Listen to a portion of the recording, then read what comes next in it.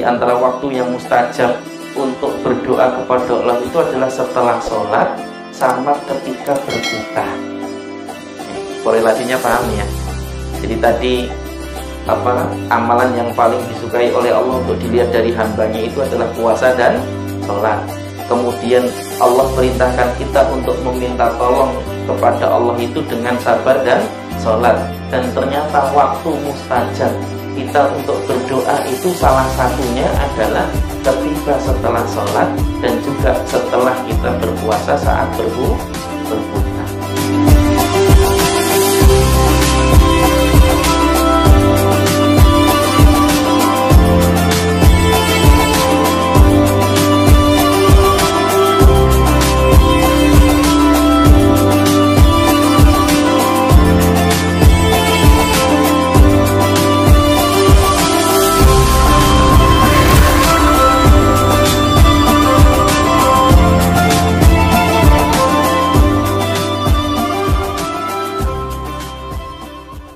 Assalamualaikum warahmatullahi wabarakatuh.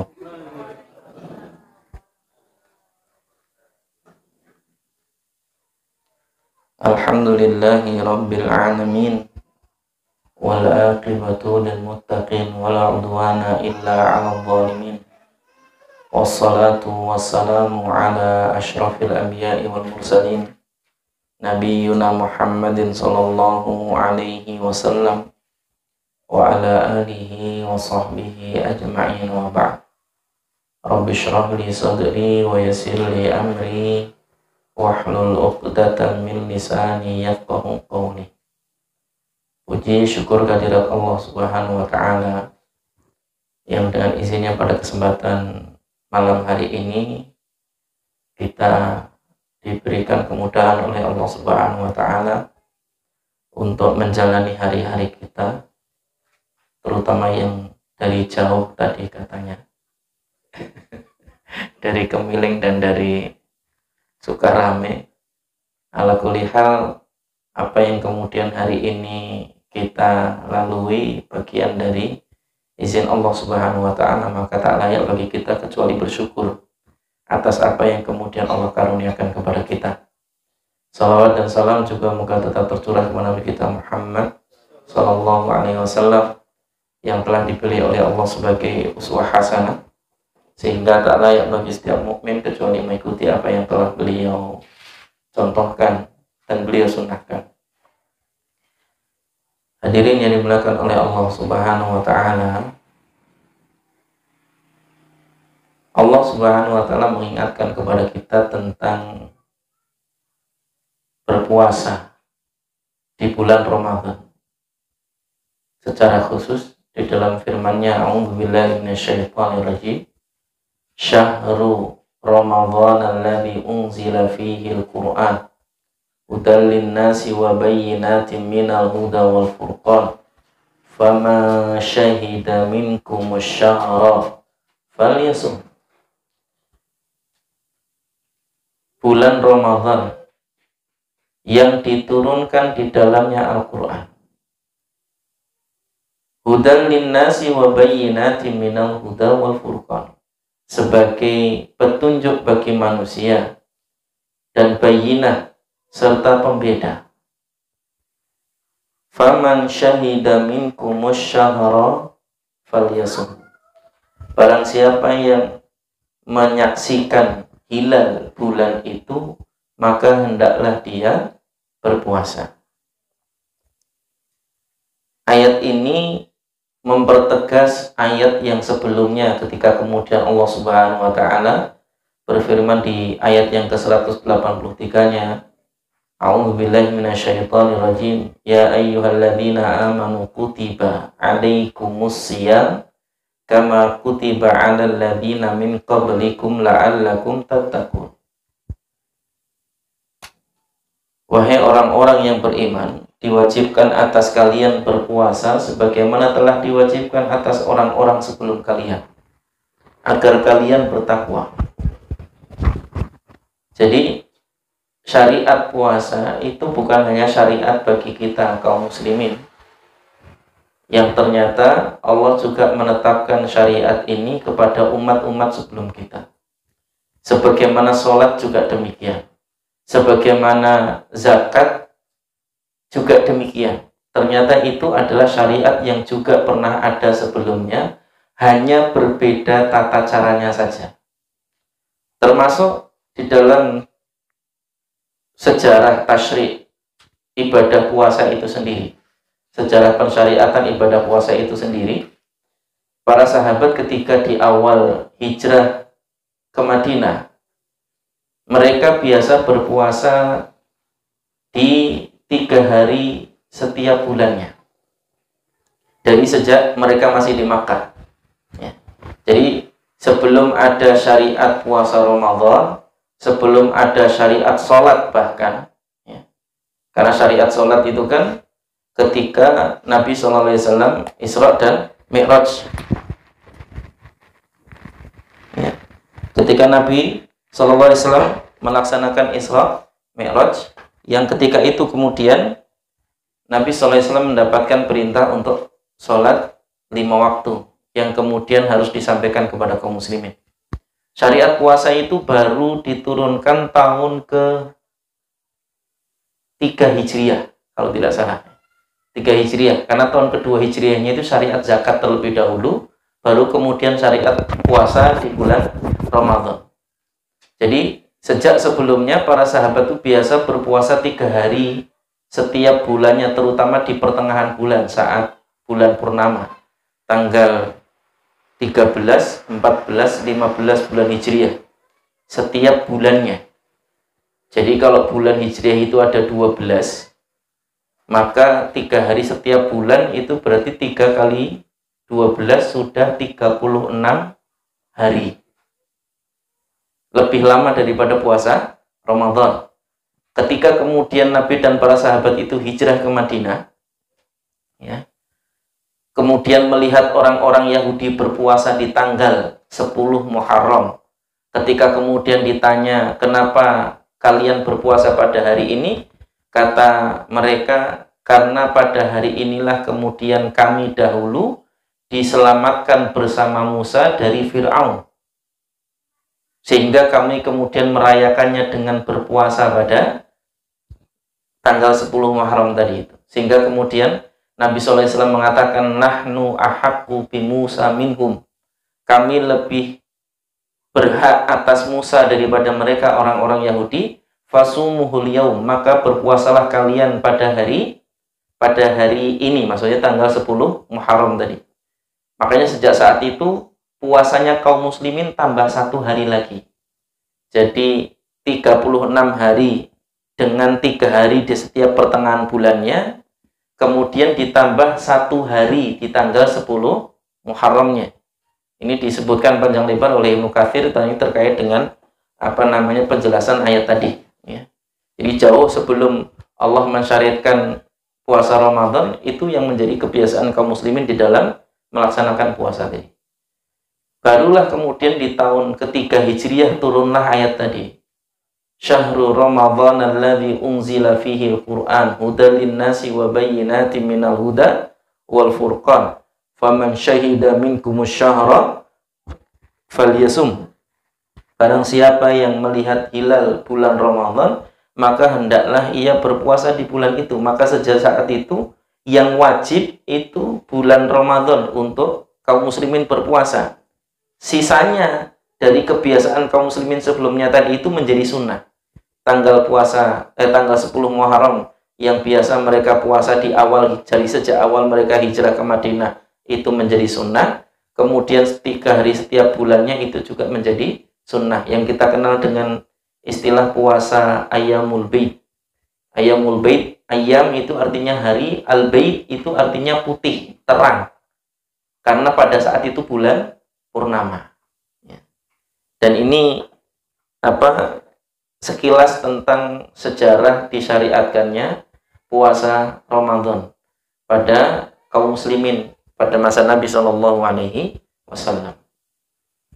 Jadi kalau kita mau timbang-timbang, Pak, sebenarnya puasa kita di bulan Ramadan itu jauh lebih ringan daripada puasanya sahabat dahulu yang sampai 37 hari.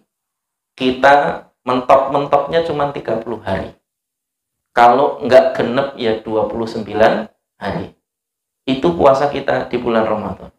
Itu pun diberikan dengan banyak sekali fadilah dan keutamaan di bulan Ramadan.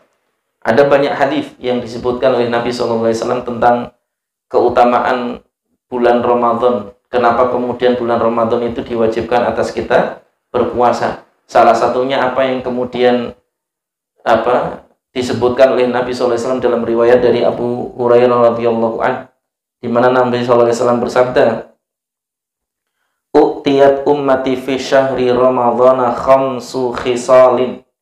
Umatku itu diberi 5 hal yang berbeda dengan apa yang diberikan kepada umat-umat sebelum umatku. Maksudnya umat-umat Nabi sebelumku. Lam tu'taha ummatun qablaha, yang tidak pernah diberikan kepada umat sebelumnya. Yang pertama, khulufu famis shaimi atyab indallahi min rihil miski. Ya, bahwa bau mulut, Pak.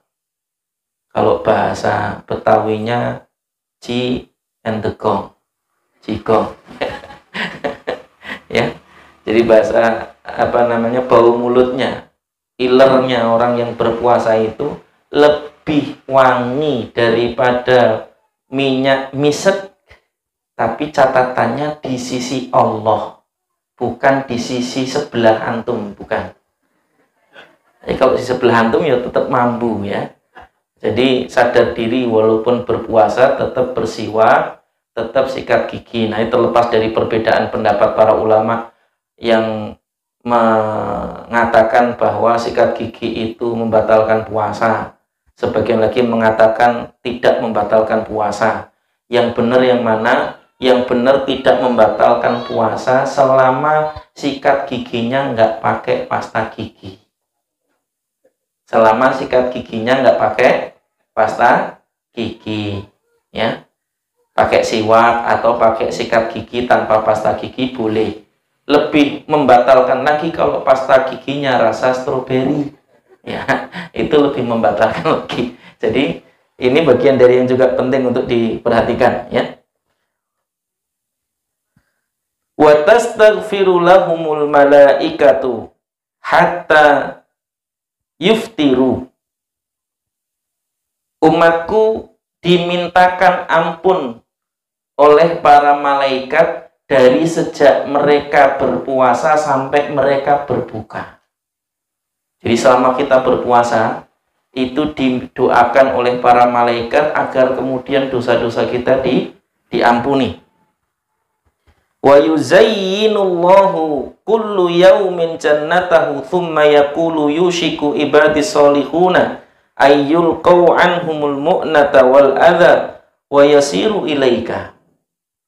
Allah Subhanahu wa ta'ala menghiasi surga itu setiap hari, kemudian berkata kepada surga itu, sungguh hamba-hambaku yang soleh itu hampir saja menemuimu. Hampir saja menemui. Karena senangnya Allah Subhanahu wa ta'ala dengan apa yang dilakukan hambanya, yaitu berpuasa di bulan Ramadan. Maka kalau kemudian kita ditunggu-tunggu oleh Allah Subhanahu wa ta'ala kedatangan kita karena kita berpuasa, makanya nanti disebutkan di dalam firman Allah Subhanahu wa ta'ala, wasta'inu bis sabri was shalah. Minta tolonglah kalian kepada Allah dengan sabar dan salat. Dalam tafsirnya as-sabru itu artinya adalah as-siyam. Artinya adalah berpuasa. Kenapa yang disebut oleh Allah itu berpuasa dan salat? Karena dua amalan ini adalah dua amalan yang paling disukai oleh Allah, ya, untuk dilihat dari hambanya. Makanya Nabi SAW itu berpuasa setiap hari Senin dan Kamis, karena Nabi SAW bersabda, sesungguhnya Allah itu melihat amalan-amalan hambanya pada hari Senin dan Kamis. Jadi Allah itu melihat amalan hamba-hambanya pada hari Senin dan Kamis, dan aku senang jika Allah melihatku dalam keadaan sedang berpuasa. Makanya ini keadaan paling baik ketika kemudian dilihat oleh Allah Subhanahu wa Ta'ala. Yang kedua, sholat. Di dalam sebuah hadis yang lain juga Nabi SAW menyebutkan tentang bahwa Allah Subhanahu wa Ta'ala itu menanyakan kepada malaikatnya setiap pagi dan sore. Jadi setiap pergantian shift malaikat yang ditugaskan untuk mengawasi hambanya tadi itu ditanya oleh Allah Subhanahu wa Ta'ala, bagaimanakah keadaan hamba-hambaku? Ya. Lalu kemudian malaikat yang ditanya oleh Allah tadi itu mengatakan, ya, natihim wahum yusallun wa natrukuhum wahum yusallun. Kami mendatangi mereka saat itu mereka sedang sholat, dan ketika kami tinggalkan pun mereka sedang sholat. Makanya kalau subuh sama asar sama maghrib jangan pernah ketinggalan sholat, karena disitulah waktu pergantian malaikat tadi. Ya.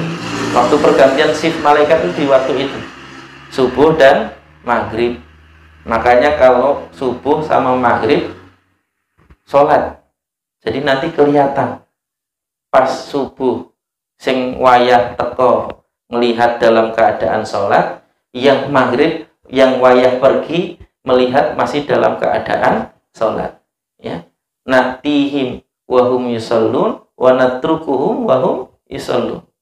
Kenapa kemudian Allah menyebutkan wasta'inu bisabri wassalah? Karena dua amalan ini adalah dua amalan yang paling disukai oleh Allah dilihat dari hambanya. Ya. Dan ini bagian dari yang juga penting untuk dijadikan sebagai perhatian. Makanya kalau kemudian kita sedang punya hajat, sedang punya keinginan, sedang punya cita-cita, banyak-banyak puasa, banyak-banyak sholat, kemudian meminta kepada Allah setelah kita berpuasa dan sholat tadi. Makanya di antara waktu yang mustajab untuk berdoa kepada Allah itu adalah setelah sholat sama ketika berbuka. Korelasinya paham nih ya. Jadi tadi amalan yang paling disukai oleh Allah untuk dilihat dari hambanya itu adalah puasa dan sholat. Kemudian Allah perintahkan kita untuk meminta tolong kepada Allah itu dengan sabar dan sholat. Dan ternyata waktu mustajab kita untuk berdoa itu salah satunya adalah ketika setelah sholat dan juga setelah kita berpuasa saat berbuka. Maka kalau lagi berbuka, jangan sia-siakan kesempatan banyak-banyak berdoa. Kalau habis sholat juga jangan sia-siakan kesempatan banyak-banyak berdoa. Itu waktu yang diberikan oleh Allah Subhanahu wa Ta'ala untuk kemudian kita berdoa kepada Allah Subhanahu wa Ta'ala. Dan ini menjadi bagian dari yang juga penting untuk diperhatikan. Wa tusfatu fihi maradatal jinni fala yakhlusuna fihi ila ma kanu yakhlusuna ilaihi fi ghairihi. Lalu kemudian pada bulan ini para jin yang jahat diikat sehingga mereka tidak bebas bergerak sebagaimana mereka bebas bergerak di bulan-bulan selain Ramadan. Wa yughfaru lahum fi akhiri lailatin. Kemudian yang kelima, keutamaan yang Allah berikan kepada umat Muhammad di bulan Ramadan itu adalah diampuni di akhir malamnya.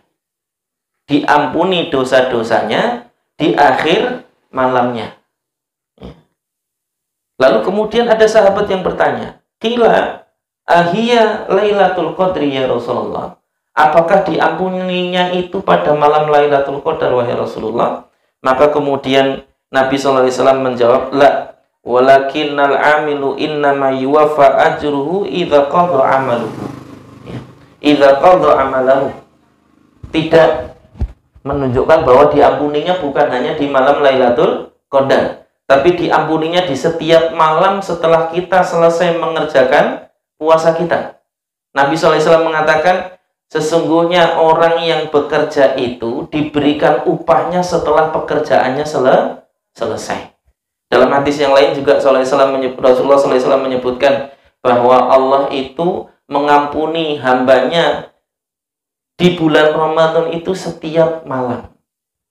Setiap malam.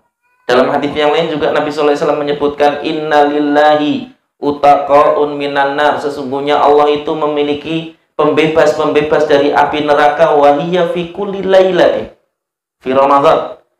Dan itu terjadi di setiap malam di bulan Ramadan. Mungkin kita pernah dengar atau mungkin sering dengar, familiar dengan hadis bahwa Ramadan itu awaluhu rahmah. 10 hari pertamanya adalah rahmat. Wa ausatuhu maghfirah. Dan 10 hari keduanya adalah ampunan.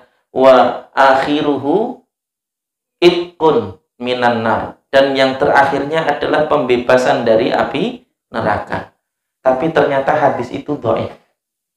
Yang sahih adalah bahwa setiap malam itu rahmat, setiap malam itu diampuni dosanya, dan setiap malam dibebaskan dari api neraka.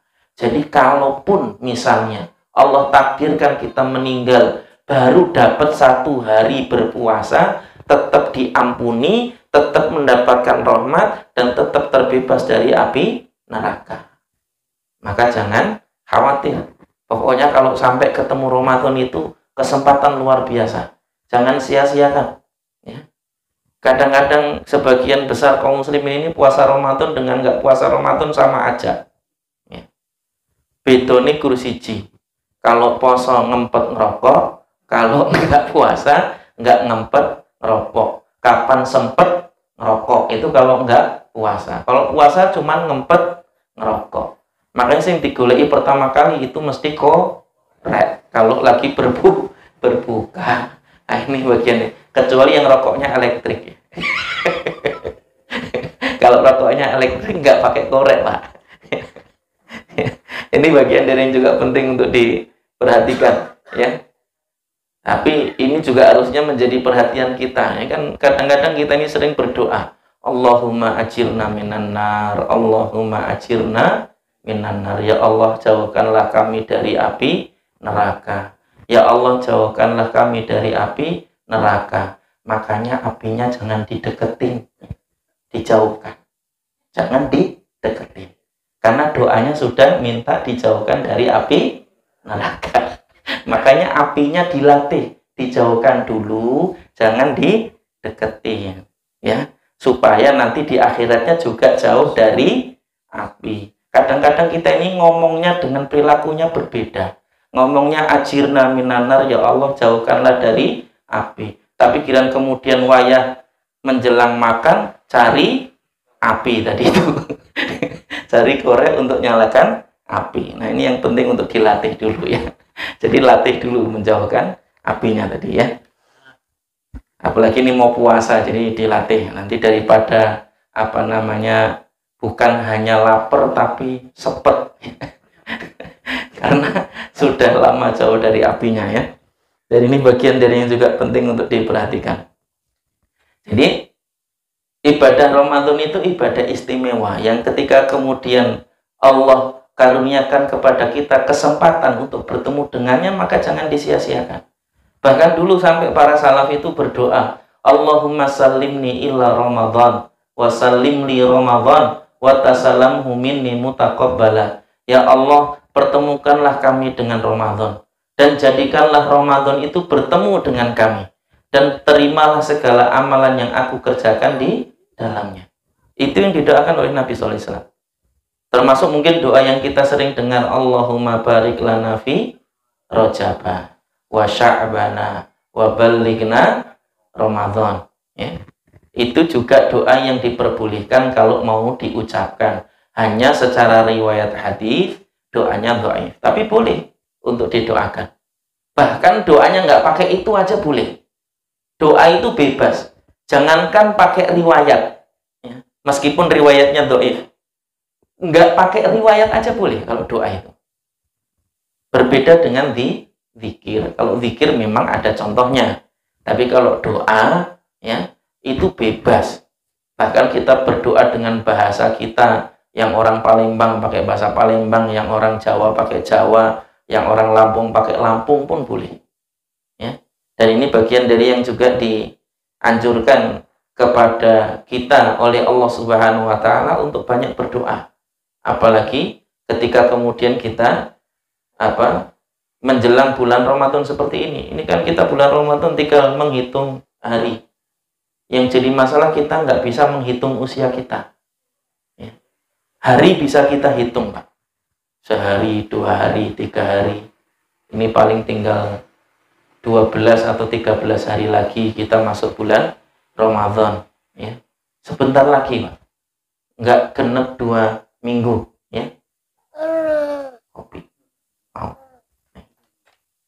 Bismillah.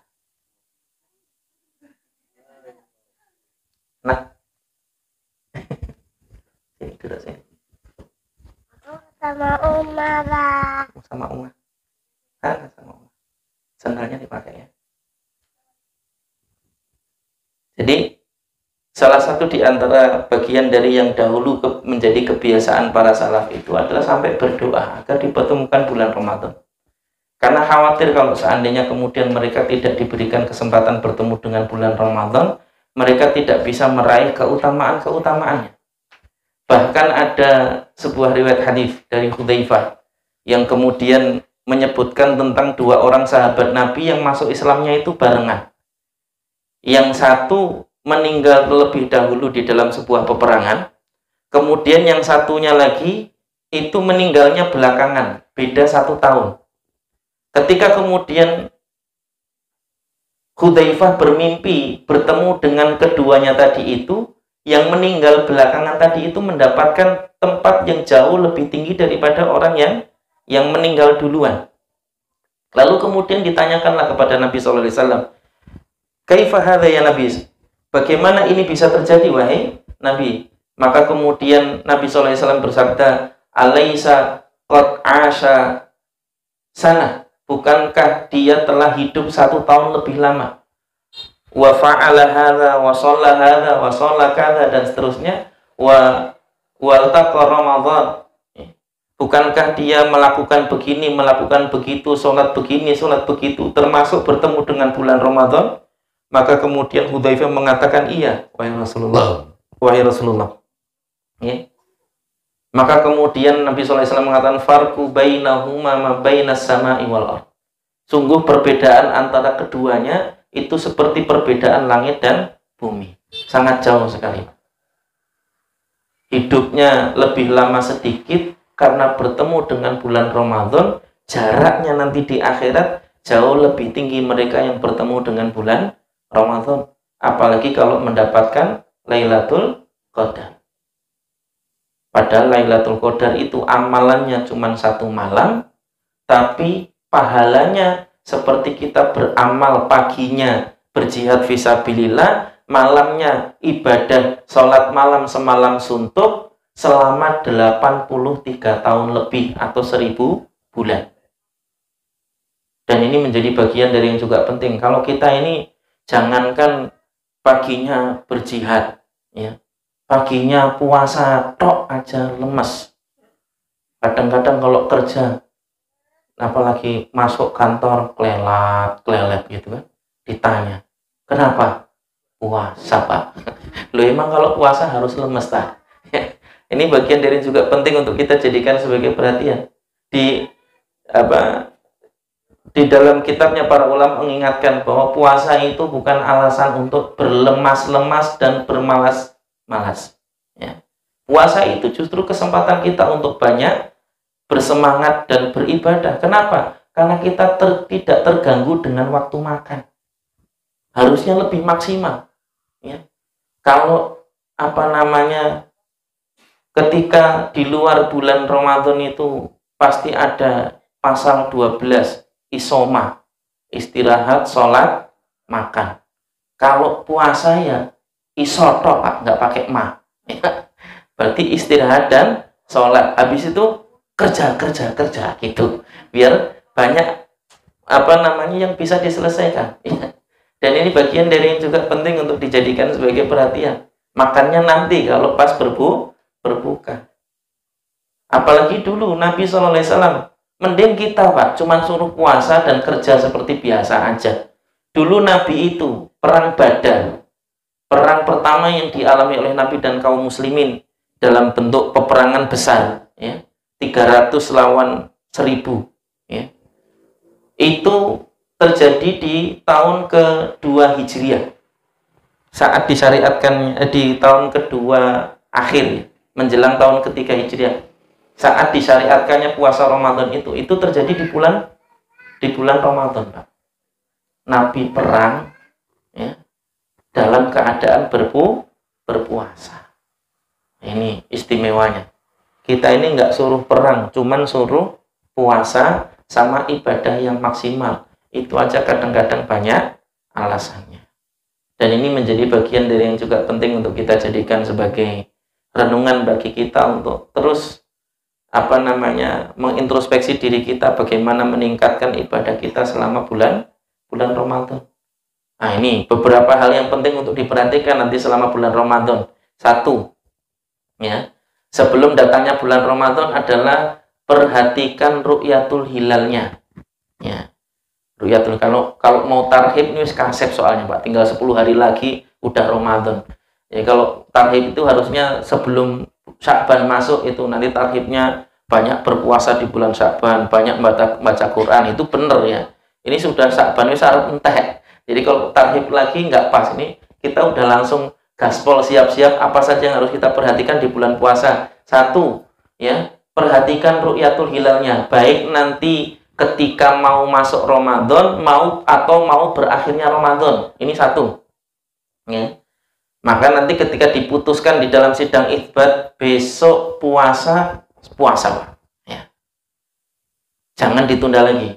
Ketika sudah diputuskan berarti besok puasa. Kecuali yang Muhammadiyah sudah dapat keputusan hasil hisab, ya monggo silakan aja, ya. Tapi kalau kemudian disebutkan oleh para ulama yang rajih pendapatnya itu adalah ru'yatul hilal. Jadi nanti kita tunggu hasil sidang Majelis Ulama terkait dengan puasanya, dan juga Kementerian Agama dan berbagai ormas kaum muslimin yang kemudian tergabung di dalam sidang itsbat itu, kapan puasanya kita tunggu. Nanti kalau misalnya diumumkan besok puasa, berarti besok puasa, ya. Dan ini menjadi bagian dari yang penting untuk diperhatikan. Dari sejak awal berarti kalau setelah diumumkan besok berpuasa, maka perhatikan niatnya. Terlepas dari perbedaan pendapat para ulama, niatnya itu apakah cukup satu kali di awal bulan, diniatkan untuk 1 bulan ke depan, atau diniatkan setiap malam sejak sebelum besoknya berpuasa. Sebagaimana kita sering dengar di masjid-masjid, pokoknya kalau habis sholat taraweh, nawaitu shoma ghadin an adai fardhi syahri ramadhana, dan seterusnya itu kan, fardhan lillahi ta'ala, ya. Seringkali kita mendengar seperti itu juga tidak salah, ya. Mana yang dipilih monggo pendapatnya, mau diniatkan setiap malam boleh, mau diniatkan cukup di awal bulan saja boleh, tapi yang lebih afdol dua-duanya dilakukan. Di awal bulan diniatkan untuk puasa 1 bulan ke depan, karena qadarullah namanya puasa Ramadan itu kan nggak ada jedanya, lanjut terus sampai akhir Ramadan. Makanya diniatkan 1 bulan dari awal boleh, tapi diniatkan setiap malam lebih afdol, ya. Diniatkan setiap malam lebih afdol. Jangan mepet-mepet, supaya kalau misalnya bangunnya kesiangan, kita sudah dalam posisi punya niat gitu. Jadi puasanya sah. Dan ini bagian dari yang juga penting untuk diperhatikan. Kemudian sebelum masuk puasa 1 atau 2 hari jangan berpuasa. Jadi ini tanggal 28, 29 Sya'ban itu sebaiknya jangan berpuasa. Itu disebut Nabi dengan istilah yaumusyak atau hari yang meragukan. Bahkan sampai para ulama menjelaskan, seandainya ada orang yang berpuasa di hari itu, kemudian ternyata bertepatan dengan bulan Ramadan, karena misalnya dia 29-nya puasa, 30 Sya'bannya karena dia menganggapnya masih 30, ternyata itu adalah tanggal 1 Ramadan, ya. Seandainya dia bertepatan berpuasa dengan tanggal 1 Ramadan, maka puasanya dianggap tidak sah, karena dia tidak meniatkan untuk puasa Ramadan dari awal. Dan ini bagian dari yang juga penting untuk diperhatikan. Kemudian yang berikutnya yang penting untuk diperhatikan adalah sahur dan berbuka. Ya. Jadi sahur dan berbuka itu dua hal yang harus diperhatikan. Kadang-kadang ada di antara kita ini seringnya di antara kita ini bukanya siap, sahurnya nggak siap. Ya. Malamnya begadang, tadarusan begadang sampai jam 2. Karena sudah ngantuk, jam 2 itulah sahur. Itu sebenarnya bukan sahur, Pak. Itu makan malam, ya. Sesi ke berapa? Tergantung ya. Awal tadarus mangan, nanti pertengahan tadarus istirahat dulu, makan lagi, nanti jam 2 makan lagi. Jadi sesi ke berapa nggak tahu itu, ya. Jadi ini penting untuk didudukkan karena seorang sahabat pernah ditanya tentang sahur Nabi itu kapan.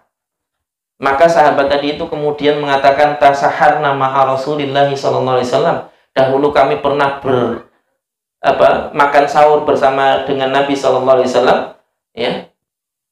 Wahia qadra khamsina ayat, yaitu 50 ayat sebelum adzan. 50 ayat sebelum adzan itu sekitar 20 atau 30 menit sebelum adzan, Pak. Jadi 20 atau 30 menit sebelum adzan. Itu sahur yang tepat. Nah, kalau sahurnya 30 menit sebelum adzan apa ya bisa kokoh banyak-banyak, ya. Bisa imbuh ya, imbuh kokoh, apalagi Pak istilahnya ya. Nanti nggak bisa munjung itu kalau 30 menit sebelum adzan, ya. Ada penting untuk dicatat, ya. Dalam sebuah hadis disebutkan bahwa Nabi itu sahurnya hanya dengan kurma dan air.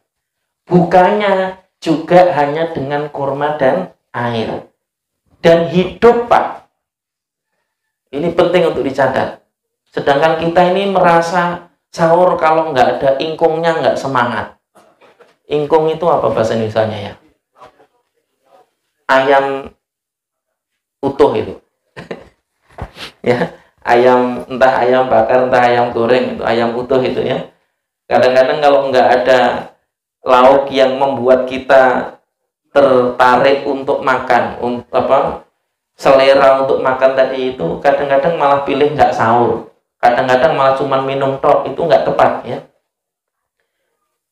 Nabi SAW menyebutkan di dalam hadisnya tasaharu, makan sahurlah kalian, fa inna fis sahuri barokah, karena sesungguhnya pada makan sahur itu ada keberkahan, ya. Yang minimal 1 butir kurma tadi itu sama 1 teguk air sudah cukup, Pak. Makanya jangankan 30 menit, 5 menit sebelum adzan saja jadi, ya. 5 menit sebelum adzan juga jadi. Kalau kemudian kita makan sahurnya itu, tapi kalau makan sahurnya ada appetizernya, ada makanan intinya, ada makanan penutupnya, wah ya sudah, ya. Itu nanti butuhnya 2 jam, bukan setengah jam, ya. Dan ini bagian dari yang juga penting untuk diperhatikan. Kemudian Nabi juga mengingatkan untuk berbuka. Kalau sahur itu diakhirkan, kenapa tadi disebutkan dalam sebuah riwayat tadi itu oleh seorang sahabat bahwa Nabi itu sahurnya 30 menit sebelum adzan, ya. Yang kalau kita 10 menit sebelum adzannya imsak, ya kan?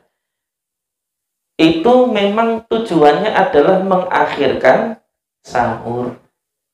Sunnahnya sahur itu diakhirkan, sedangkan buka itu disegerakan. Asal dengar adzan langsung berbuka, Pak. Ya. Dan ini bagian dari yang juga penting untuk dijadikan sebagai perhatian. Jangan tunda-tunda lagi, ya.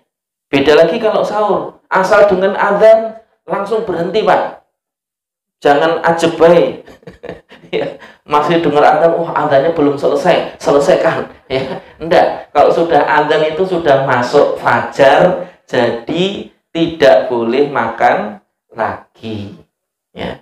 Dan ini bagian dari yang juga penting. Itulah kenapa kemudian para ulama kita memberikan rambu-rambu dengan imsak tadi itu 10 menit sebelum adzan supaya puasanya itu sah semua.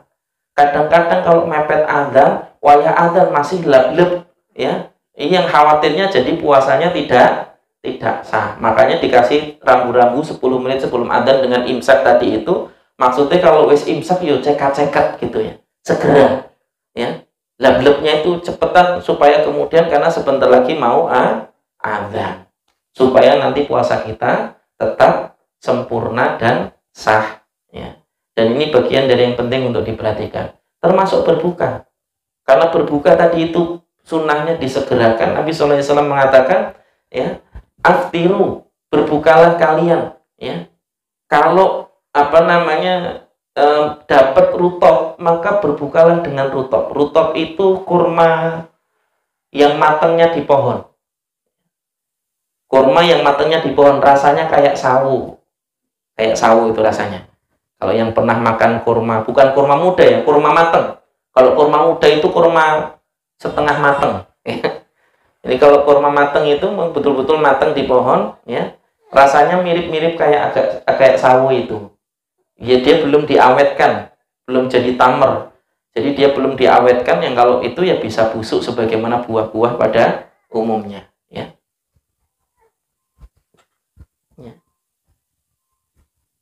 Adapun kalau kemudian tidak mendapatkan rutop, maka dengan tamer. Tamer itu kurma yang umumnya ada di Indonesia ini, yang warnanya agak hitam-hitam kecoklatan itu.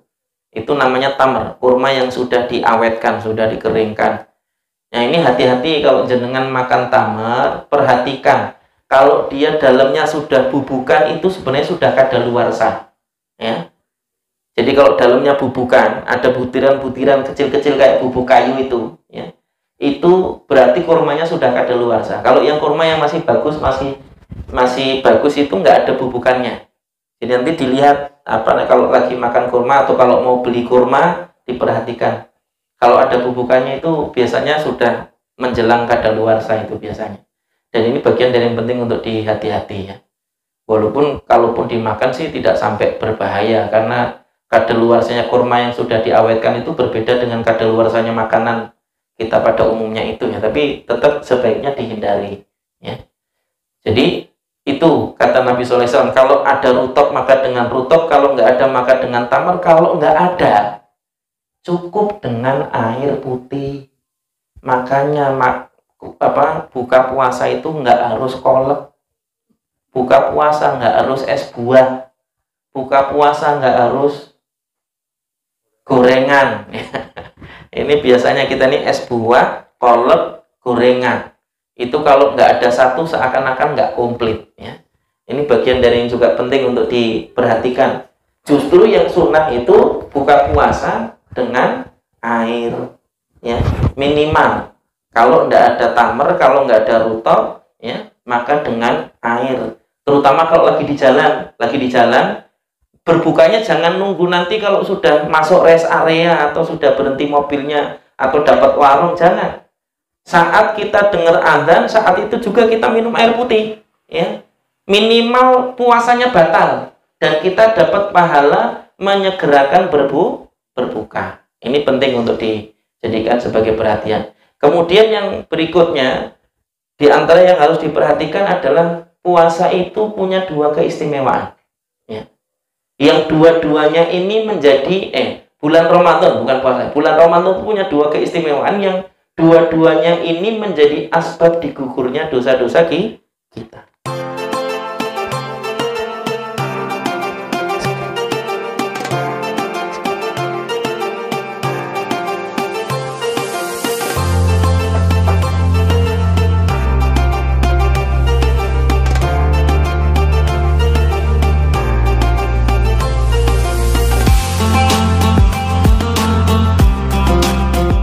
Jadi Ramadan itu punya dua keistimewaan sebagaimana disebutkan di dalam sebuah hadis Nabi SAW, ya.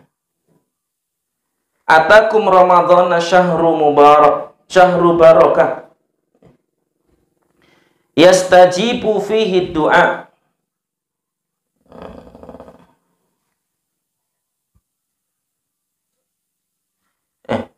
atakum syahru Ramadan syahru mubarak kataballahu alaikum siyamahu fihi tuftahu abwabul jannah wa tughlaqu fihi abwabul jahim. Ya. Dalam redaksi yang lain, ya, kutiba alaikum siyamahu wa wastuhibba lakum qiyamahu. Ya. Telah datang kepada kalian bulan Ramadan yang diwajibkan bagi kalian berpuasa di siang harinya dan dianjurkan bagi kalian menegakkan sholat di malam harinya. Yang dalam hadis yang lain Nabi SAW menyebutkan man shoma ramadhana imanan wa ihtisaban ghufira lahu ma taqaddama min dhanbihi. Barang siapa yang berpuasa di bulan Ramadan, ya, karena iman dan ihtisab, mengharapkan apa yang di sisi Allah, maka akan diampuni dosa-dosanya yang telah lalu.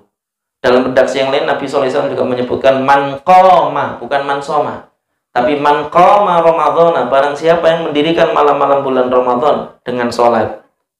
Makanya kita kalau bulan Ramadan ada sholat tarawih, ya, itu adalah menjadi asbab ampunan juga.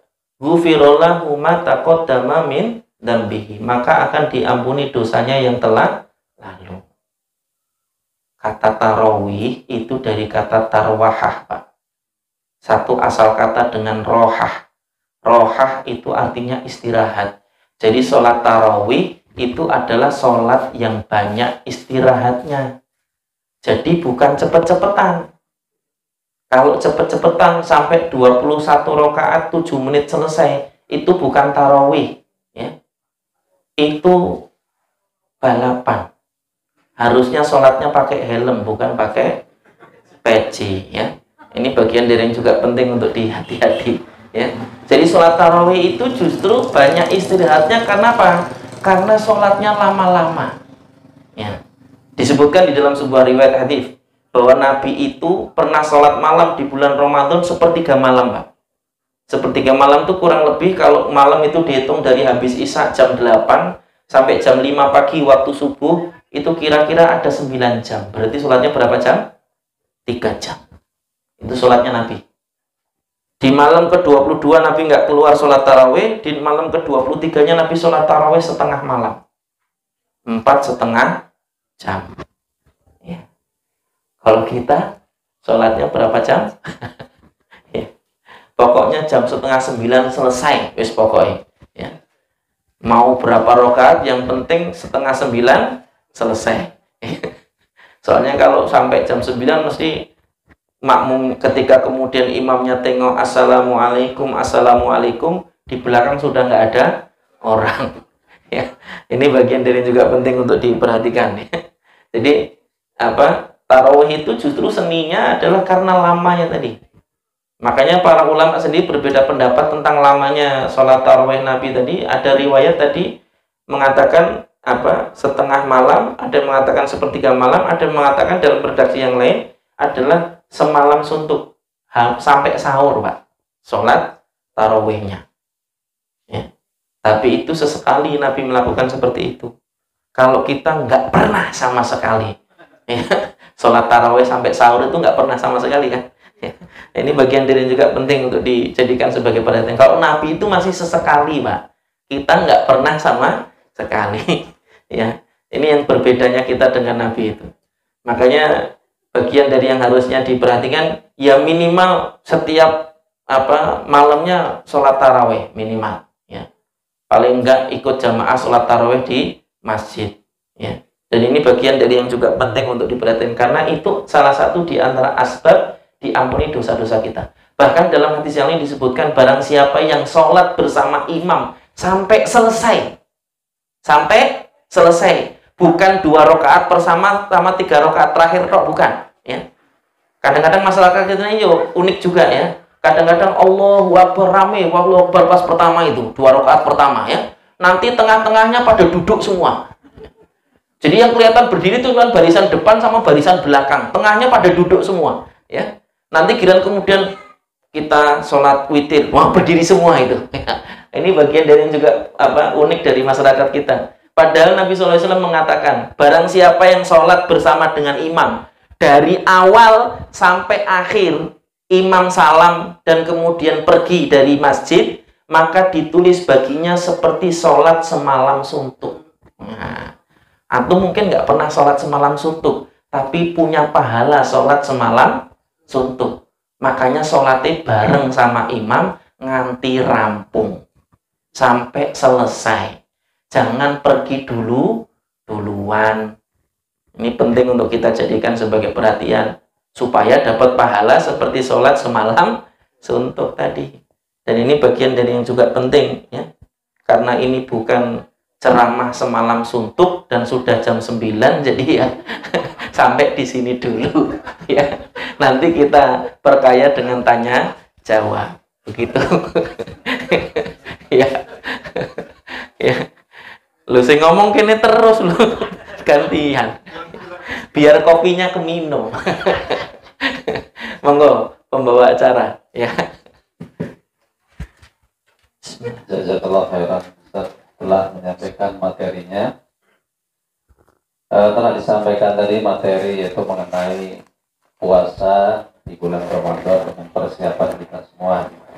Mudah-mudahan kita semua bisa berjumpa dan ketemu di bulan Ramadan, di mana bulan penuh rahmat dan barokah.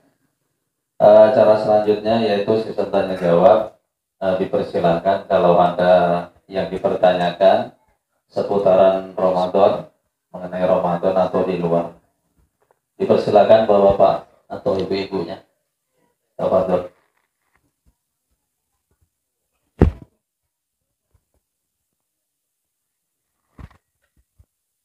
Assalamualaikum warahmatullahi wabarakatuh.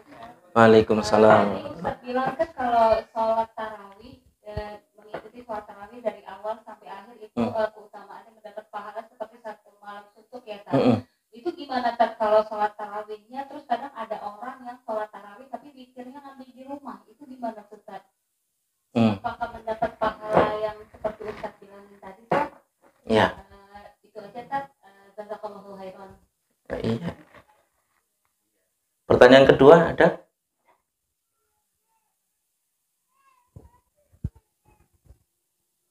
Assalamualaikum warahmatullahi wabarakatuh. Waalaikumsalam warahmatullahi wabarakatuh. Saya kan sudah 2 tahun tidak berpuasa. Pertama pas hamil karena teren. Yang kedua menyusui karena masih bayi. Iya. Itu kalau mau bayar utang gimana Pak Ustaz? Apa bayar fidyah apa harus berpuasa? Iya. Yang ketiga ada? Ini mumpung sesinya mak-mak dilengkapin biar 3. Biar ganjil ya. Allah suka yang ganjil. Kalau ada yang dipertanyakan lagi. Untuk ibu-ibunya, mumpung masih ada waktu.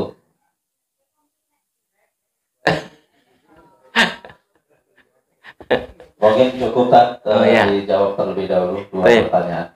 Yang pertama, kalau kemudian seseorang itu pulang untuk sholat witir sendiri di rumah, apakah dia mendapatkan keutamaan sholat malam semalam suntuk?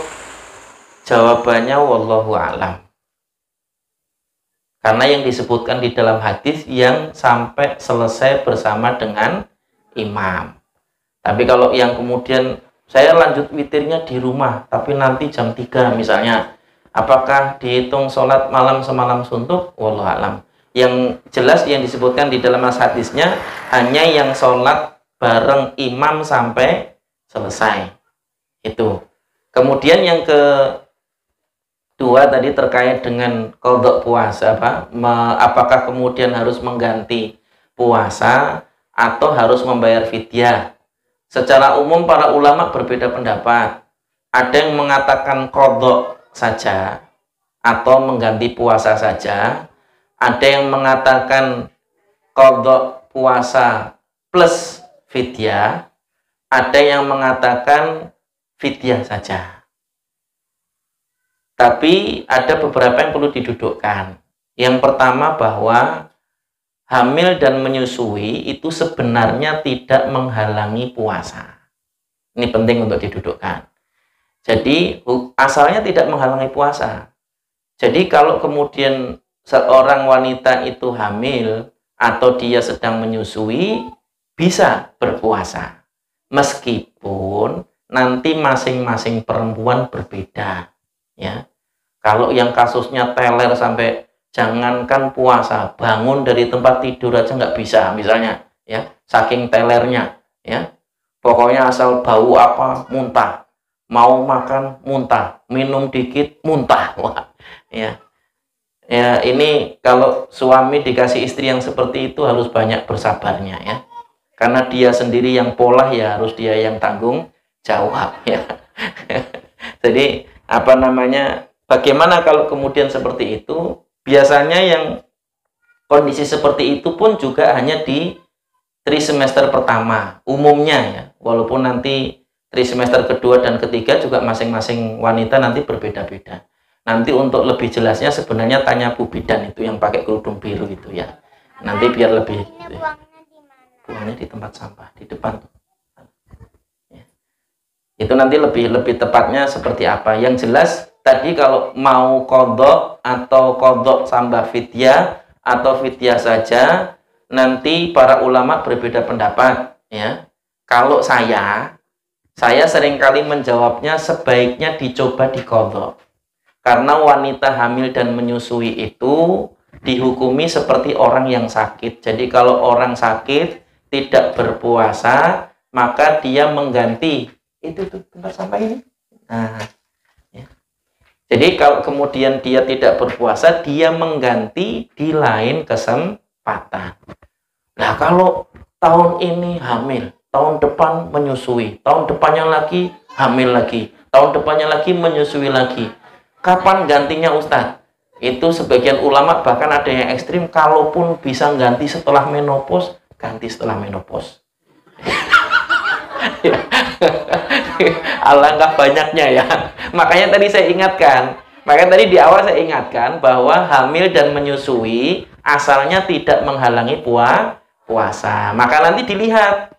Biasanya teler itu kan umumnya, ibu-ibu hamil itu kan telernya di awal, trimester awal.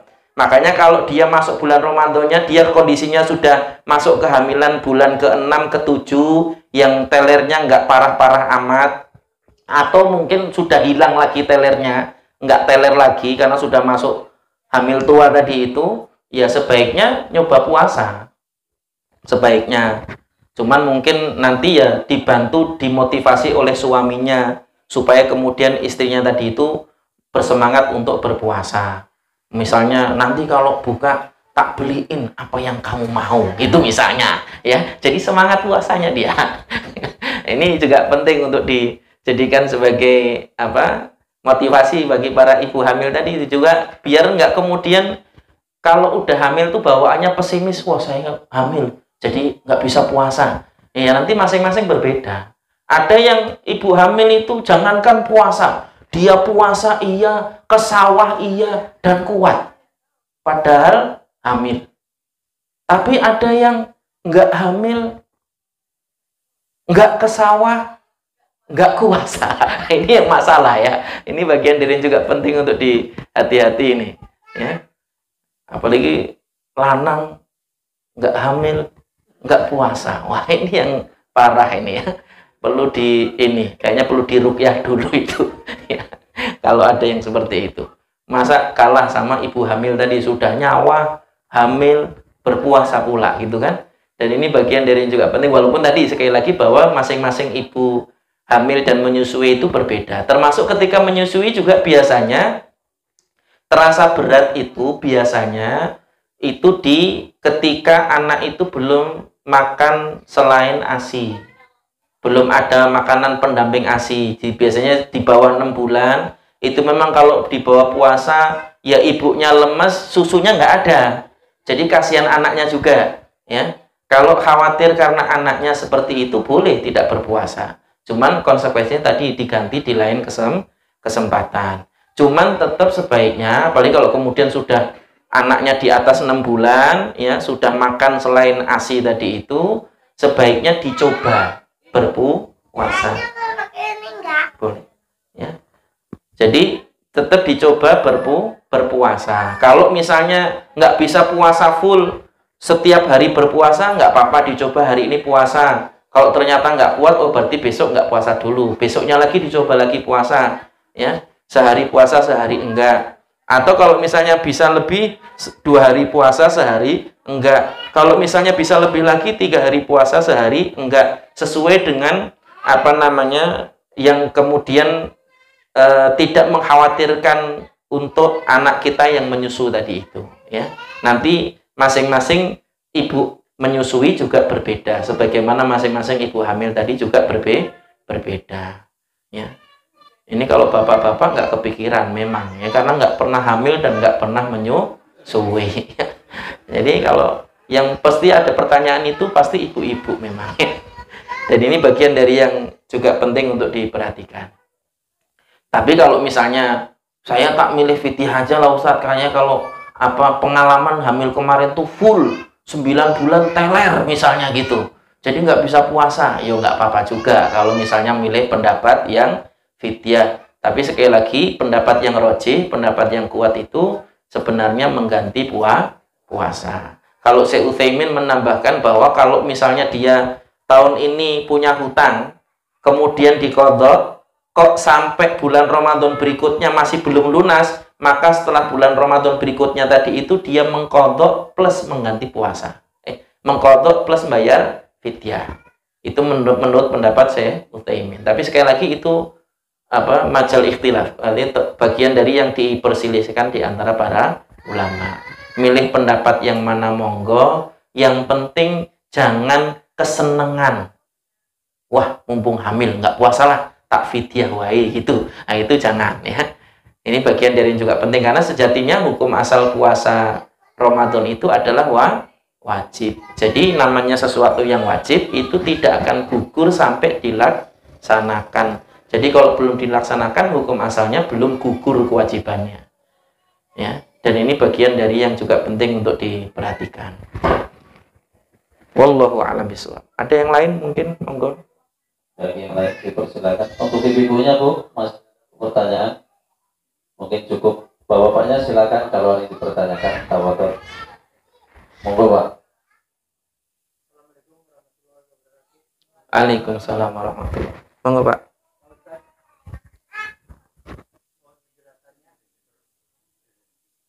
Pak Ustaz, mohon penjelasannya untuk keutamaan waktu sholat isya, batasan waktu akhir sholat isyanya. Banyak saya. Maksudnya batas akhir sholat isya itu kapan? Ya, betul. Iya. Dan keutamaannya. Ya, terima kasih Pak Ustaz. Assalamualaikum warahmatullahi wabarakatuh. Waalaikumsalam warahmatullahi wabarakatuh. Sholat isya itu disebutkan di dalam hadisnya adalah dari sejak waktunya itu dari sejak hilangnya syafaq. Syafaq itu semacam semburat cahaya di ufuk yang kalau kita sering lihat kalau lagi cerah, ya, bukan lagi hujan, itu warna di ufuk barat itu warnanya kuning kemerah-merahan. Itu namanya syafaq. Jadi kalau sudah keluar syafaq, jadi yang sini gelap tapi di ujung barat itu masih ada semburat cahaya kuning kemerah-merahan, itu waktu maghrib. Sampai hilang syafaq, itulah masuk waktu isya. Sampai kapan itu? Para ulama berbeda pendapat. Sebagian mengatakan sampai pertengahan malam. Sebagian mengatakan sampai pertengahan malam. Sebagian lagi mengatakan sampai fajar. Jadi sampai fajar. Jadi ketika fajar itu maksudnya sholat subuh. Jadi waktu isya itu sebagian mengatakan dari awal malam, yaitu dari ketika hilangnya syafaq tadi itu sampai kemudian terbitnya fajar. Itu pendapat yang pertama. Pendapat yang kedua mengatakan sampai pertengahan malam. Wallahu a'lam bishawab. Tapi yang jelas adalah seluruh waktu malam itu adalah bagian dari waktu yang diperbolehkan bagi kita untuk melaksanakan sholat isya. Selama masih dihitung malam.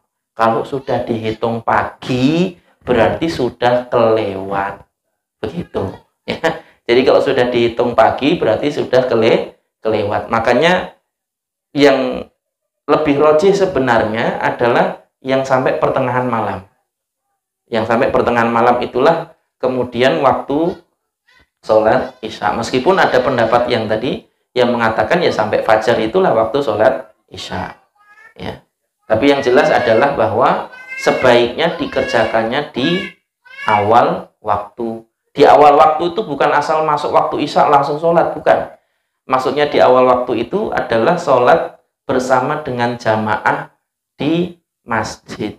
Itu yang kemudian sholat di awal waktu. Jadi kalau ditanyakan keutamaannya apa? Loh, sholat isya itu sholat yang berat bagi orang munafik, Pak. Ya. Sholat isya, sholat subuh. Itu dua sholat yang paling berat bagi orang-orang munafik. Makanya dulu Abdullah bin Mas'ud sampai mengatakan, cukuplah kami menganggap seseorang itu munafik ketika dia nggak kelihatan di masjid saat sholat isya dan nggak kelihatan di masjid saat sholat subuh. Nah, ini penting untuk dijadikan sebagai perhatian. Yang punya anak-anak nih kadang-kadang juga perlu perhatian lebih. Pamitnya sholat, tapi nggak sampai di masjid, Pak. Mainan dia. Kalau dulu zaman saya kecil itu, banyak teman-teman saya itu pamitnya sholat dari rumah. Tapi sudah sangu duit. Nanti ke warung beli mercon, Pak. Ya.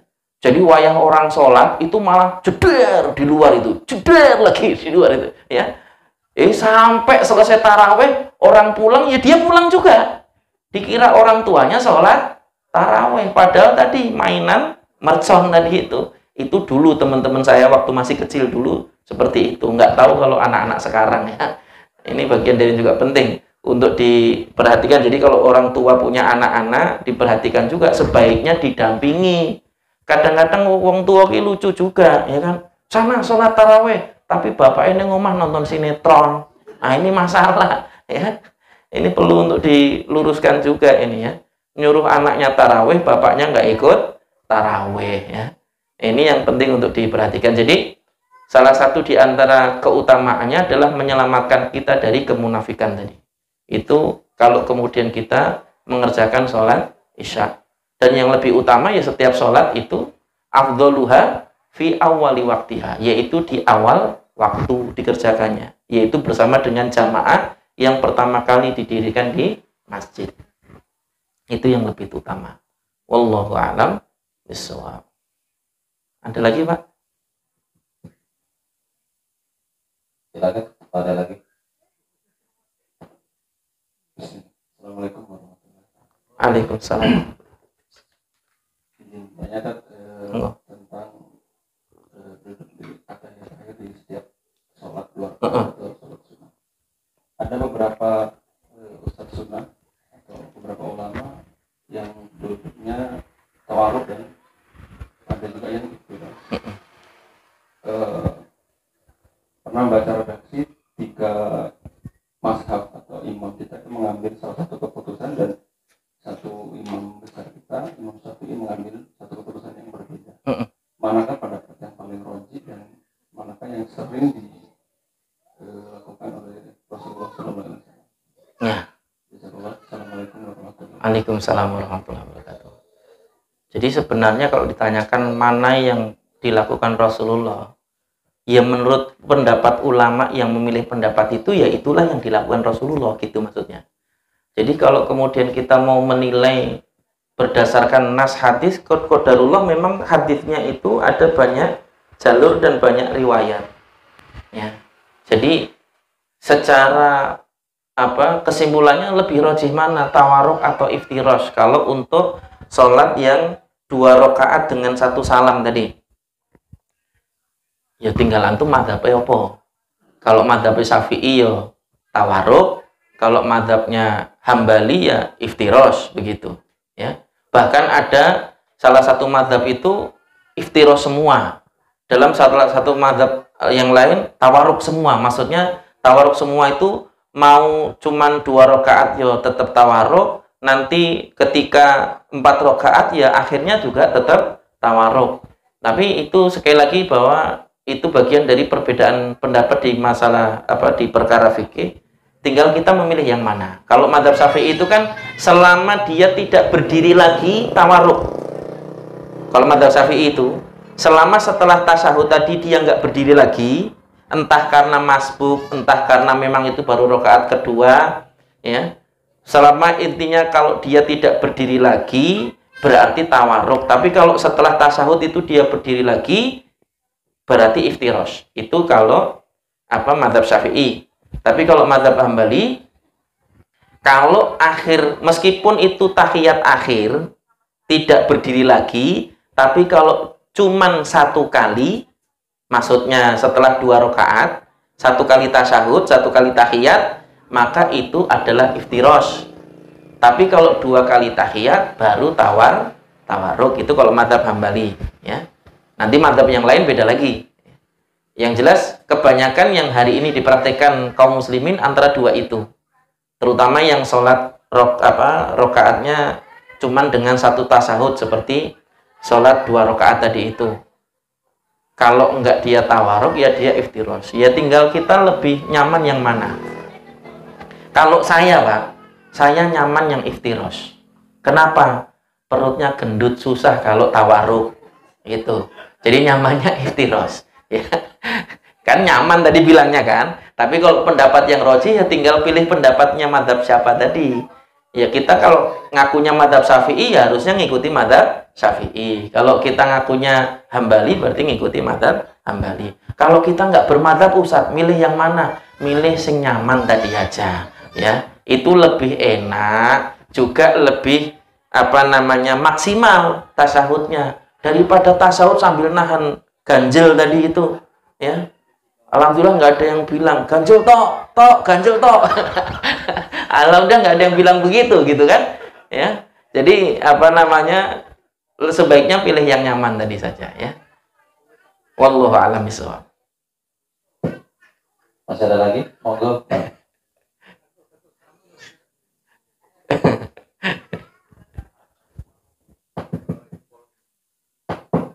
Bismillahirrahmanirrahim. Assalamualaikum warahmatullahi wabarakatuh. Waalaikumsalam. Alhamdulillah.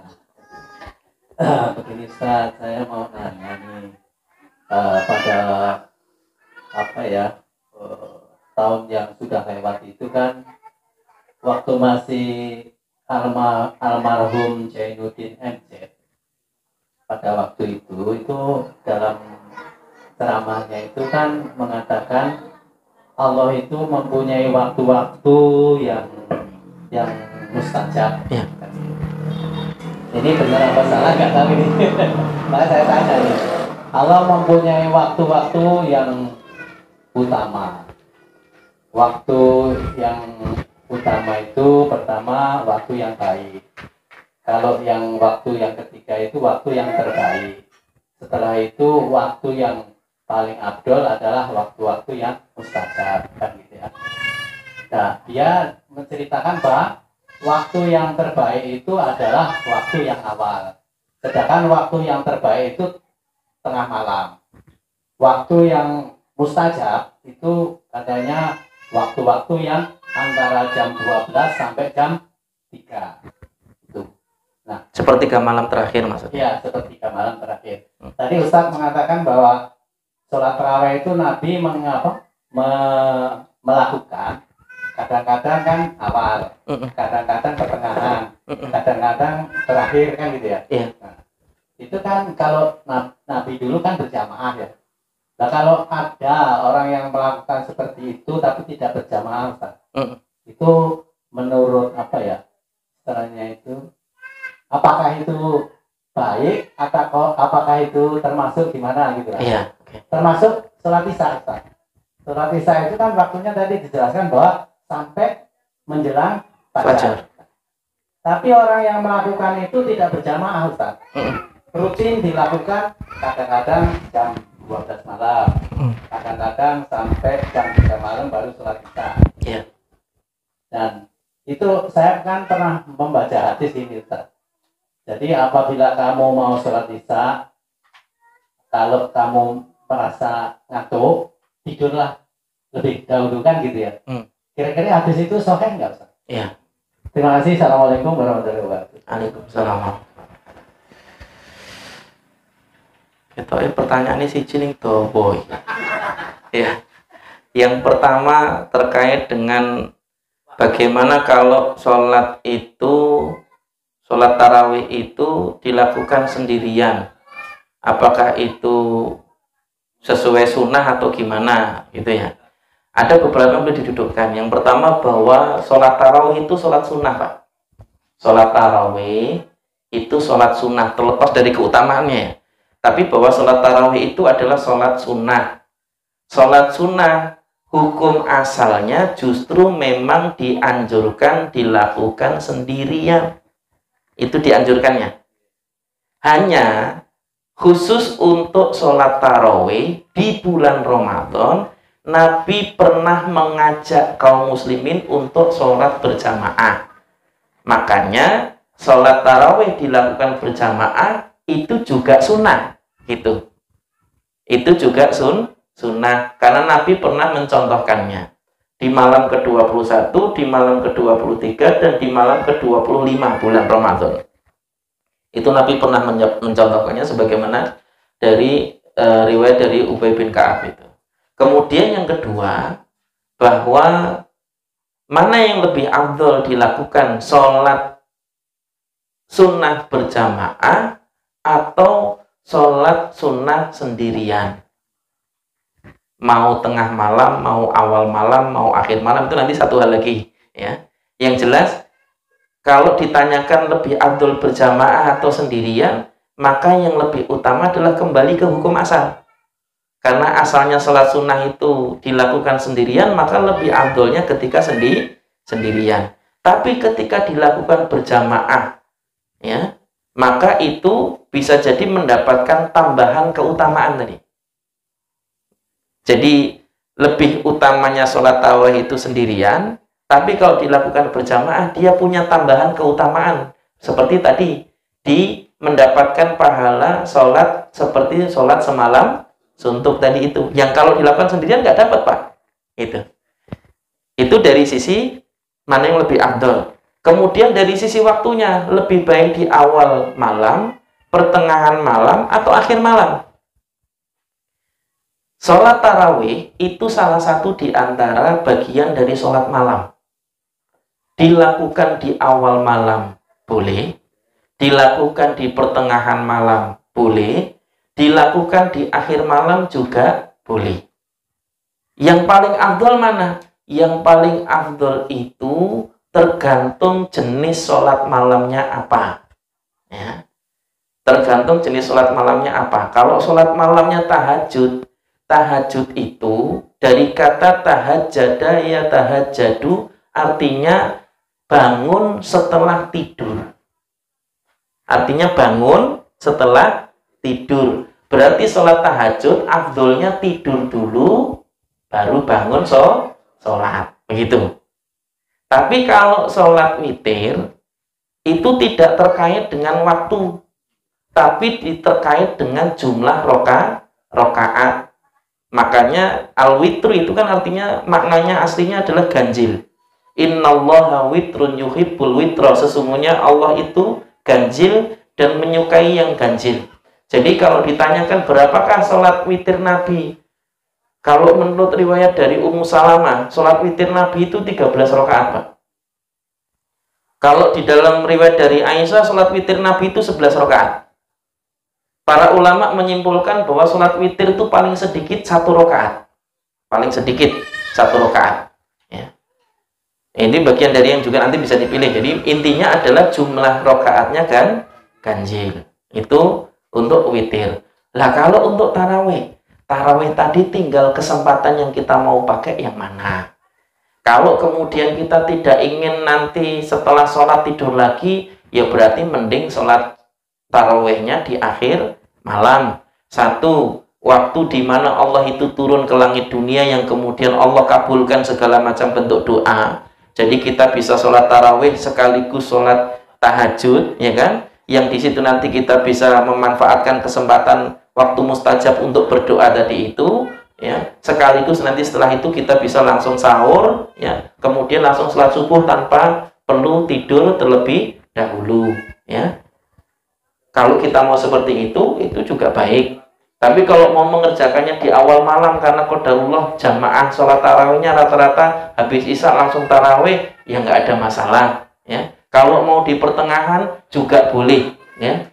Yang penting adalah bahwa ketika kemudian kita memang meniatkan itu untuk sholat tarawih, kerjakan dengan sesuai apa yang dicontohkan Nabi. Tarwahah itu kata para ulama adalah satu rangkaian 4 rakaat, itu namanya satu tarwahah.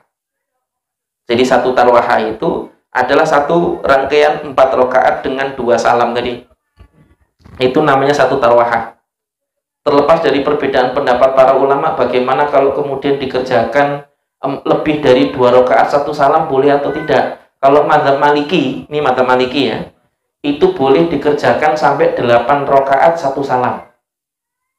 Sholat sunnah ya, boleh dikerjakan sampai 8 rakaat 1 salam. Ya.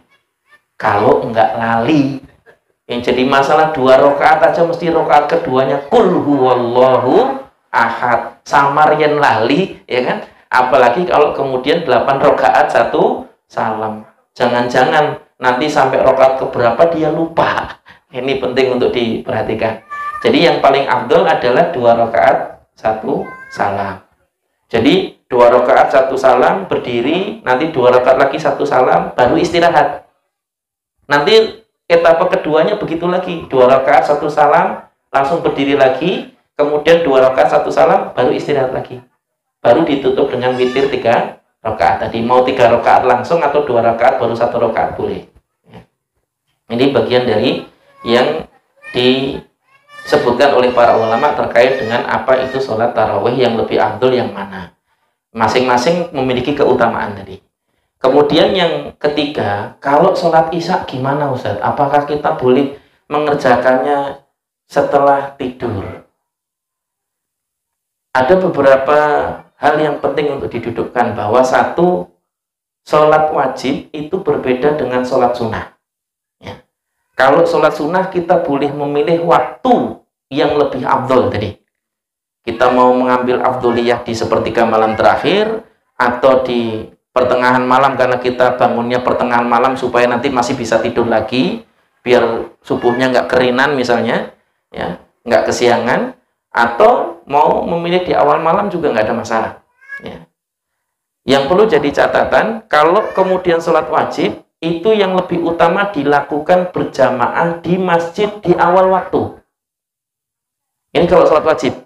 Berbeda dengan sholat sunnah yang kemudian kita boleh memilih waktu kita sesuka hati. Tinggal mau memilih afdoliyah yang mana tadi. Tapi kalau untuk sholat wajib, yang lebih afdol adalah dilakukan berjamaah di masjid di awal waktu. Ini yang paling afdol. Lah kalau ngantuk Ustaz, kalau ngantuk, ya, memang boleh tidur terlebih dahulu. Tapi kalau ngantuknya tidak parah, sebaiknya sholat terlebih dahulu. Kecuali ngantuk berat karena memang kondisinya ini. Kalaupun sholat jamaah bisa sholat sambil tidur ini, misalnya gitu, ya. Makanya tidur terlebih dahulu. Nanti kalau sudah ada bangun seger lagi baru sholat isya. Itu kalau sesekali nggak apa-apa Pak, tapi kalau setiap hari tuman namanya, ya. Ini bagian dari yang juga penting untuk diperhatikan. Jadi ini mau habis ya, tes ya. Jadi kalau ini mau habis ini kayaknya.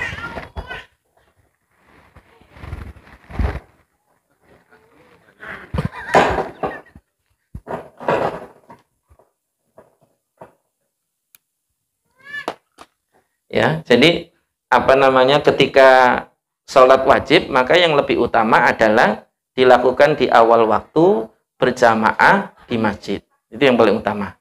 Kalau misalnya terpaksa karena kita ngantuk berat tadi, dan memang ngantuknya berat dan nggak bisa ditahan. Kalau ngantuknya ngantuk biasa, memang biasa tidur jam 8 gitu misalnya, qadarullah jam 7 udah kerasa ngantuk. Nah kalau yang seperti itu bukan jadi ukuran boleh kita menunda sholat, ya. Yang diperbolehkan menunda sholat itu cuman beberapa hal Pak. Satu, dihidangkannya makanan. Makanannya sudah terhidang, tinggal ngemplok, adzan. Itu sunnahnya makan dulu, selesaiin, baru ke masjid. Karena kalau ke masjid dulu, khawatir nanti ikannya digondol kucing, Pak. Ya. Jadi nanti malah jadi sholat kepikiran makan. Ya. Jadi mending makan kepikiran sholat. Nah ini harusnya yang kemudian penting untuk didudukkan. Ini kayaknya yang habis ininya nih, ya, bukan mic-nya ya. Itu apa yang harusnya diperhatikan. Yang kedua, yang bisa menghalangi, ini kedengeran nggak Pak? Iya. Yang kedua yang bisa menghalangi sholat itu adalah apa, ngantuk berat tadi. Kemudian yang ketiga adalah ketika di siang hari sangat terik, panas terik. Tapi itu catatannya adalah dulu Pak. Kalau sekarang masjidnya ASEAN kabeh Pak. Ya, jadi kalau sepanas terik, sepeterik apapun sekarang tetap eyup gitu kan. Kalau sudah di dalam masjid tetap apa? Tetap nyaman kita untuk sholat. Kalau dulu memang pada masa Nabi, apalagi di Arab ya, yang kalau panas itu, apalagi musim panas itu panasnya bisa menyengat sekali. Ketika matahari apa namanya sudah tergelincir sedikit masih terasa panas, itu ditunggu sampai betul-betul reda panasnya. Karena Nabi SAW pernah menyebutkan bahwa panas di siang hari itu adalah apa, uap panas dari neraka jahanam. Makanya kita ditunggu dulu sampai kemudian panasnya mereda baru boleh apa sholat duhur. Itu khusus sholat duhur tapi ya. Kemudian yang keempat yang boleh menunda sholat itu majelis ilmu. Majelis ilmu seperti ini, kalau dilakukannya pada maghrib, itu sholat isya-nya boleh ditunda. Tapi adanya tetap waktu isya. Jadi jeda adzan dulu, baru lanjut majelis, baru setelah itu nanti selesai majelisnya baru sholat isya. Itu yang boleh menunda sholat. Selain itu nggak boleh Pak. Jadi, oh satu lagi, kebelet. Entah kebelet karena pengen buang air kecil ataupun buang air besar, itu boleh menunda sholat. Kata Nabi, tidak boleh seseorang itu sholat dan dia dalam keadaan kebelet tadi, nahan pipis, nahan buang air besar tadi, ya tidak boleh. Sunnahnya adalah dibuang dulu, tunaikan hajatnya, baru kemudian sholat. Ya, itu 5 hal yang bisa menghalangi sholat.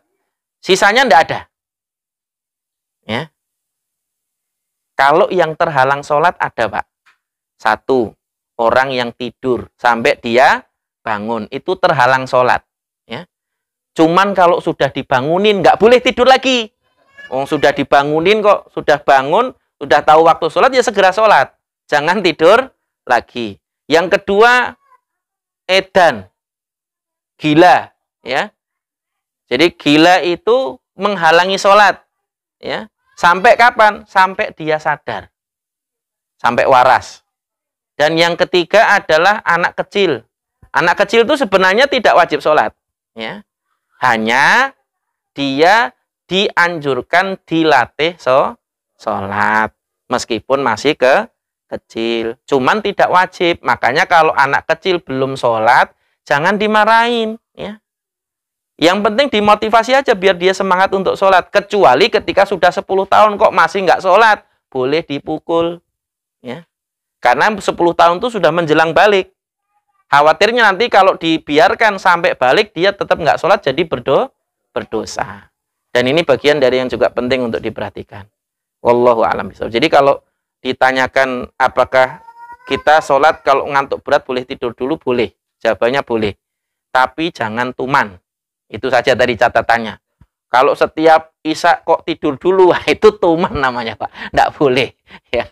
Wallahu a'lam bishawab. Demikian barangkali. Ada lagi?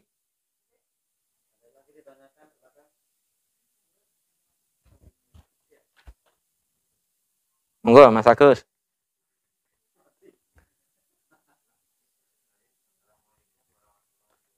Waalaikumsalam warahmatullahi wabarakatuh.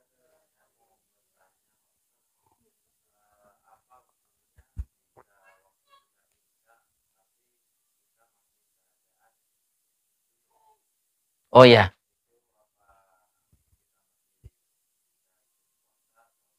Ya.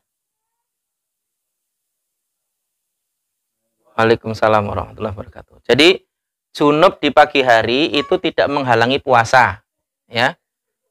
Misalnya ya. Misalnya malamnya junub. Terus tidur, ya kan? karena mau langsung mandi dingin misalnya, tidur dulu, bangun-bangun dilalah kesiangan misalnya, ya kan, jam 6 gupek, ya, harus sholat dulu dan lain sebagainya, dan nggak sahur, ya. Sudah nggak sahur junub pula, gitu kan. Apakah lanjut puasa atau tidak? Jawaban para ulama, junub tidak menghalangi puasa. Jadi lanjut puasa tapi mandi dulu, ya. Puasanya dilanjut sampai berbuka selama malamnya sudah niat berpuasa. Jadi kalau kemudian dia walaupun dalam kondisi junub, dia tetap harus melanjutkan puasanya, tapi dia bersuci untuk kemudian menunaikan sholat tadi itu, baru kemudian lanjut berpuasa. Ya. Dan ini bagian dari yang juga penting untuk diperhatikan.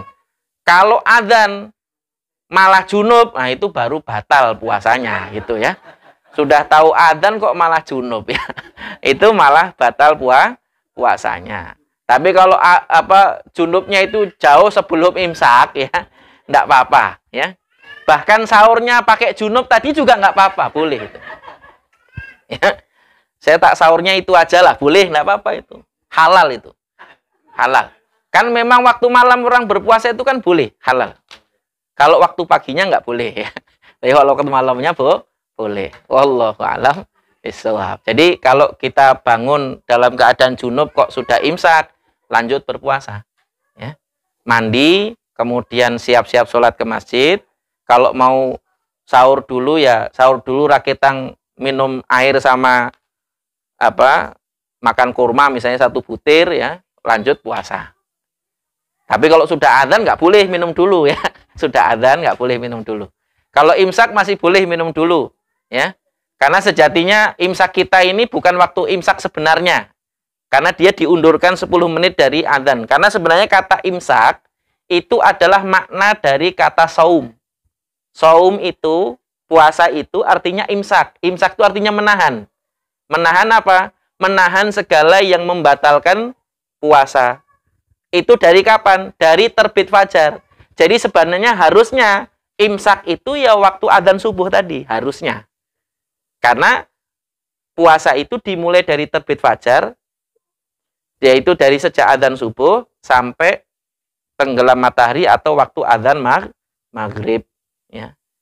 Jadi sebenarnya waktu imsak kita itu bukan waktu yang sebenarnya. Makanya kalaupun sudah imsak masih boleh minum, tapi kalau sudah adzan nggak boleh lagi, ya. Dan ini bagian dari yang juga penting untuk diperhatikan.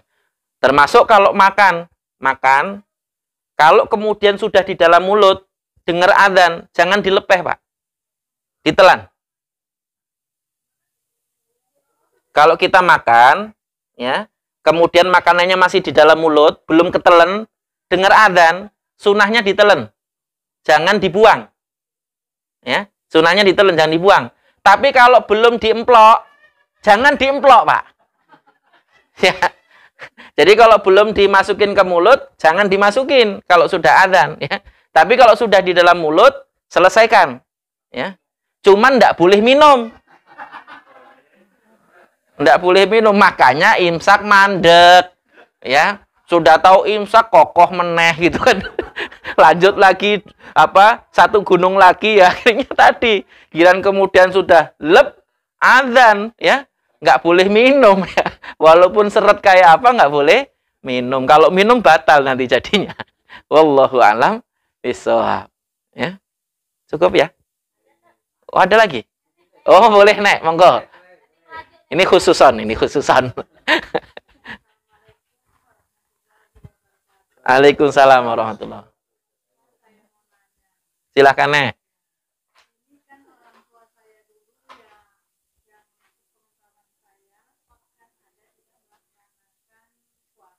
Ya.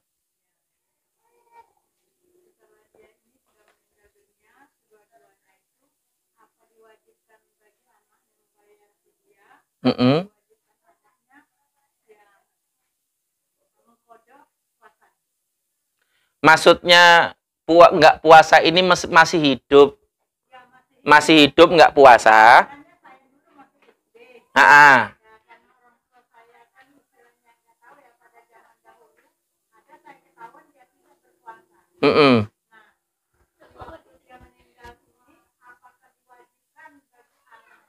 untuk mengganti.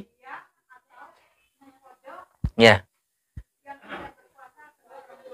Ya. Ada beberapa yang perlu didudukkan. Satu, puasa itu fardu ain. Fardu ain itu maknanya wajib bagi masing-masing. Namanya wajib bagi masing-masing, berarti tidak ada kewajiban bagi orang lain untuk membayar. Karena dia wajib bagi kita, bagi masing-masing, berarti kita sendiri yang harus membayar. Kalau ternyata kemudian qadarullah meninggal sebelum berhasil mengganti puasanya itu, mudah-mudahan Allah ampuni. Tinggal kita mintakan ampun kepada Allah Subhanahu wa ta'ala. Apakah kemudian kita harus membayarkan fidyah? Tidak. Tapi kalau diniatkan membayar fidyah untuk mengganti puasa orang tua kita yang kita tahu dulu sempat nggak puasa tadi itu, boleh. Tapi tidak wajib. Bagi kita nggak wajib. Tapi kalau kita niatkan, ini saya tak bayar fidyah lah untuk orang tua saya dulu misalnya. Karena kalau saya harus ngkodok juga, saya nggak sanggup misalnya gitu kan. Ya, itu boleh. Tapi tidak wajib. Kalau misalnya kita niatkan, boleh. Ya mudah-mudahan itu bagian dari yang diterima oleh Allah dan menggugurkan kewajiban puasa bapak ibu kita dulu. Ya. Tapi kalau maksudnya adalah meninggal di pertengahan Ramadan, masih sisa misalnya 10 hari lagi Ramadannya, bapak ibu sudah meninggal, apakah 10 Ramadan yang sisanya ini kita harus ganti? Jawabannya enggak. Ya, jawabannya enggak. Karena memang tidak ada kewajiban bagi kita untuk meneruskan puasa bapak ibu kita. Karena tadi bahwa puasa itu hukum asalnya adalah fardu ain. Jadi kewajiban bagi masing-masing. Tidak ada kewajiban bagi orang lain untuk mengganti puasa orang lain. Ya. Sebagaimana firman Allah Subhanahu wa ta'ala, lana a'maluna walakum a'malukum. Bagi kami amalan kami, bagi kalian amalan kalian. Sebagaimana juga firman Allah yang lain, wala taziru waziratun wizra ukhra. Seseorang itu tidak akan menanggung dosa orang lain. Jadi kalaupun misalnya orang tua dulu kita tidak puasa dengan sengaja, ya, kemudian orang tua kita dapat dosa, kita nggak dapat dosanya, ya. Dan kita tidak wajib untuk mengganti puasanya. Tapi kalau kita niatkan kita bayar fidyah untuk orang tua kita, boleh. Tapi tidak wajib. Wallahu a'lam bishawab. Cukup ya? Demikian barangkali karena perjalanan masih jauh tadi. Diulang lagi pokoknya. Saya kembalikan kepada pembicara dari saya cukupkan. Wabillahi taufiq wal hidayah. Mohon maaf atas salah kata, salah ucap, salah tingkah. Assalamualaikum warahmatullahi wabarakatuh.